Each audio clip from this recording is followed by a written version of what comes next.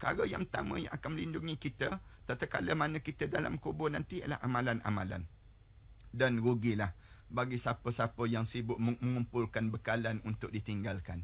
Dia mengumpulkan harta yang banyak. Tiba-tiba waktu mana dia menghadap, Quran pun dia tak boleh baca. Waktu mana dia menghadap, dalam keadaan solat pun dia tak terjaga. Bagaimana di saat mana dia menghadap di hadapan Allah, keadaan aurat dia pun dia tak sempurna dalam hidup dia. Di saat ini amalan dia tidak mampu untuk menjadi pelindung pada diri dia. Perkara yang pertama yang akan berlaku pada hamba Allah tatkala mana mula dibaringkan di alam barzah nanti, keadaan inilah yang kita akan nampak bagaimana amalan itu mula kabut untuk jaga dan jaga pada kita. Kemudian yang kedua, para alim ulama sebut berdasar kepada hadis-hadis Rasulullah sallallahu alaihi wasallam, lepas pada amalan-amalan ni mula kalut jaga pada kita, perkara yang kedua akan berlaku, kita akan didudukkan dan disandarkan oleh malaikat. Malaikat mula sandarkan kita dan dudukkan kita. Inilah dia sebut, di saat itu kita boleh melihat bagaimana kain kapan kita mula meluruh turun ke bawah. Kita mula lihat kapas-kapas itu jatuh, melekat sedikit demi sedikit. Kita boleh bau kapur barus yang baru dikebumikan kita. Yang disebut dengan sandarkan ini, ulama-ulama kata yang confirmnya ialah ruh. Bukan yang disebut dengan jasad itu. Tetapi ruh kita boleh lihat ruh kita mula disandarkan. Bila disandarkan ini, berdasar pada hadis yang disebutkan daripada Jabir bin Ibnu Abdillah disebut, dan banyak lagi riwayat-riwayat yang lain yang cerita tentang ini, yang Rasulullah sallallahu alaihi wasallam pernah bersabda, katanya Jabir ibn Abdillah disebut, jika satu mayat itu telah diletakkan di kuburannya, akan diperlihatkan padanya pada saat mana selesai saja dia mula amalan-amalan dia tu datang nak jaga pada jasad dia ini. Katanya Rasulullah sallallahu alaihi wasallam, keadaan yang seumpama matahari yang mula saat terbenam pada hari tersebut. Mula diperlihatkan mentari itu terbenam je pada hari yang pertama. Kita boleh lihat katakanlah kita dikebumikan lepas asar, ataupun kita dikebumikan lepas pada zuhur. Kita dikebumikan, kita ni sama ada waktu ni lah, waktu asar, ataupun subuh dan sebagainya. Hari yang pertama kita berada di alam barzah itu, kalau kita seorang mukmin, Allah Subhanahu Wa Taala mula tunjukkan, kita sandar aja, Allah tunjukkan tentang saat bagaimana terbenamnya mentari pada hari itu. Lalu dia pun bingkah bang, dia pun terkejut, hamba Allah ini terkejut sambil dia usap kedua mata dia sebut pada malaikat, biarkan aku mengerjakan solat malaikat, aku tak solat lagi hari ini. Dia sebut demikian.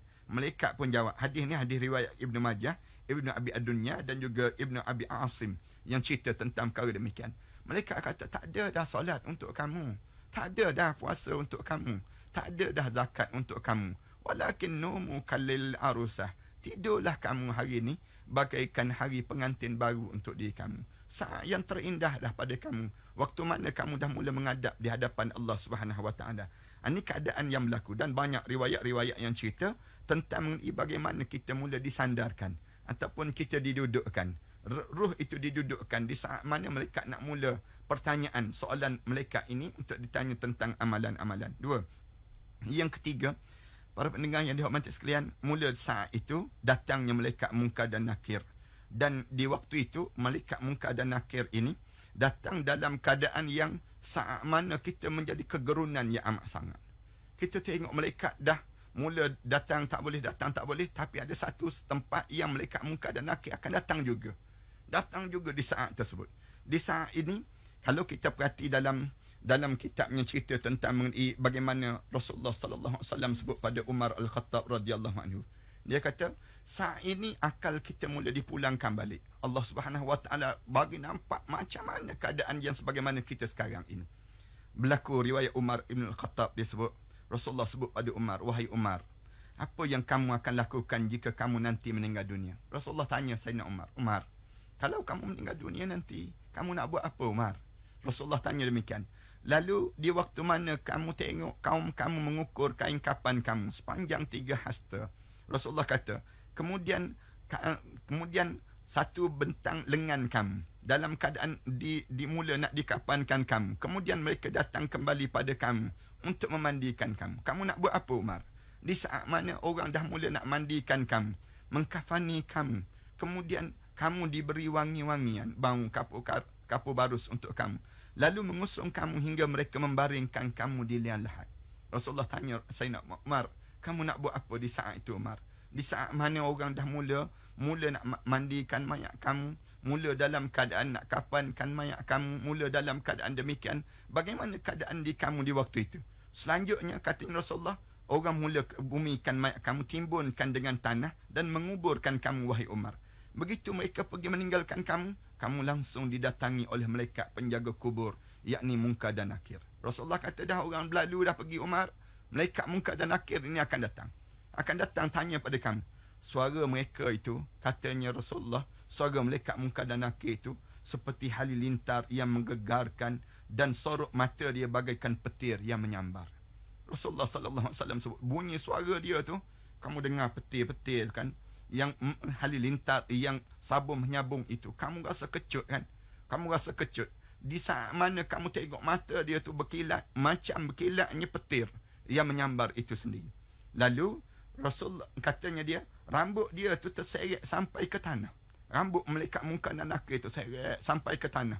Kemudian mereka pula mencakar-cakar kubur dengan taring hingga membuatkan kamu rasa takut Umar. Malaikat ni datang tu, dibunyi bunyi tu, kamu tak pernah rasa suasana yang berlaku ini, keadaan yang berlaku pada kamu. Lalu apa yang kamu akan lakukan wahai Umar? Rasulullah tanya.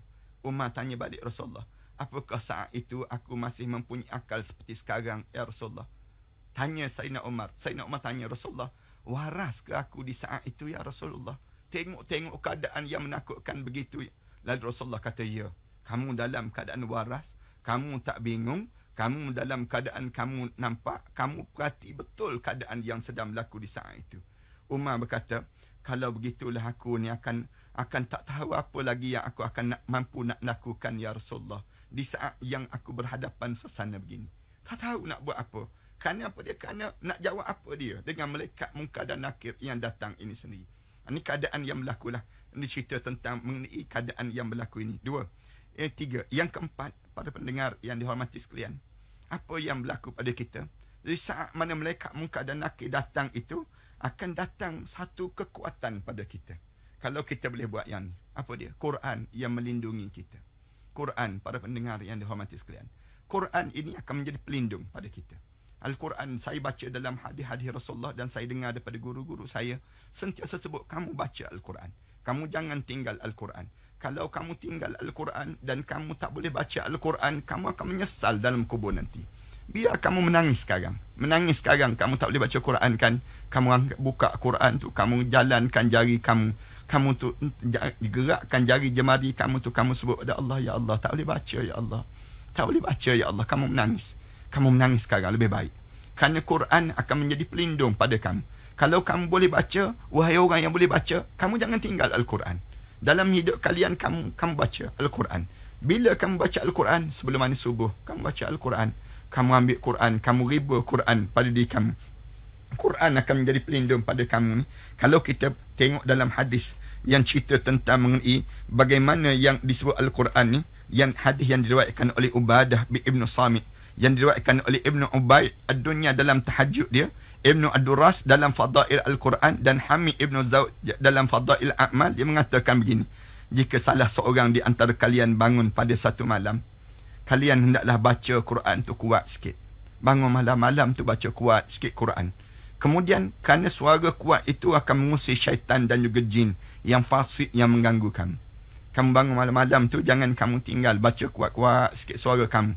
Kerana bila kamu baca kuat itu, suara kamu bukanlah sampai mengganggu jiran sebelah, jangan. Cuma nak sebutnya kamu baca kuat itu menyebabkan jiwa kamu jadi kuat. Perasaan kamu jadi kuat. Syaitan pun tak berani nak ganggu kamu. Kemudian dalam keadaan demikian, para malaikat yang berada di udara serta para penduduk mendengar bacaan tersebut dan akan solat bersama kamu. Dan katanya disebut dalam kitabnya demikian. Kemudian Rasulullah sallallahu alaihi wasallam pesan pada kita, apabila malam itu telah berlalu, malam tersebut bertautan akan bercakap kepadanya seraya berkata, ingatkanlah dia akan waktu-waktunya dan berlemah lembutlah kepadanya. Quran ni akan sebut, apabila kita tertidur penat sangat, apabila kita ni penat membaca Al-Quran, kita tertidur. Dalam keadaan kita tertidur, katanya Quran, kamu ingat ya, kamu ingat pada dia. Dia ni seorang yang lemah lembut dengan Al-Quran.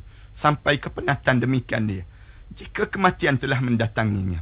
Rasulullah cerita lagi, Al-Quran akan datang dan berdiri di sisi kepala dia ketika mana orang-orang sedang memandikannya. Al-Quran yang kita baca ni kan, kita baca, kita dengar, kita riba, kita peluk dia dan kita belai dia. Quran tu akan berdiri di hujung kepala kita. Di saat mana melihat orang mandikan mayat kita, Quran tu tengok saja. Jika mereka telah selesai mandi, Al-Quran ni masuk hingga berada di antara dada dan kain kapan dia. Quran tu pun masuk di antara dada dan kain kapan kita. Ini kelebihan Al-Quran yang kita sentiasa baca. Jika telah dimasukkan ke dalam lubang kubur dan datang pada dia malaikat Munkar dan Nakir, katanya Rasulullah, Al-Quran keluar dan ambil posisi di mana di antara diri dia dengan mayat. Di antara malaikat Munkar dan Nakir dan juga mayat. Maksudnya apa dia? Al-Quran tu akan jadi peguam bela pada kita. Dia akan sebut terus. Dan dalam keadaan demikian, kemudian kedua malaikat itu akan berkata pada dia, jauh kamu daripada kami, kerana kami nak tanya soalan pada hamba Allah ini. Quran, kamu jangan dekat-dekat, pergi jauh. Jangan dekat dengan orang ni. Lalu Al-Quran tu jawab,